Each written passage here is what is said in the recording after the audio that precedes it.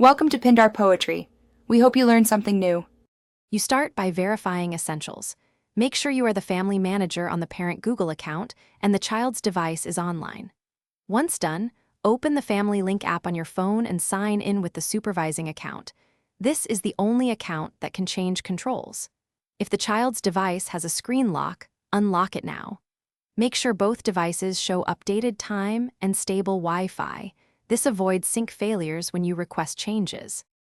You now navigate to the child's profile in Family Link and tap Controls to see current limits. Next, modify screen time limits or app permissions. Reduce restrictions gradually so the system revalidates changes. If you intend to remove supervision or unlock the device itself, choose the appropriate option and follow prompts. You may need the child device to confirm.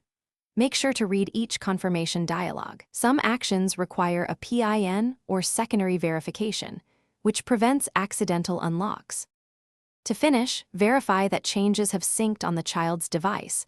Open settings there and confirm limits are removed. If syncing fails, restart both devices and try again. Many issues clear after a reboot. If verification prompts block progress, use the recovery email or phone tied to the parent account to complete verification.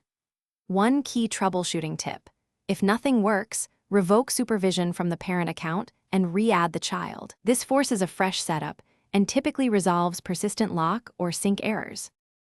Thanks for watching. Consider subscribing if we helped you.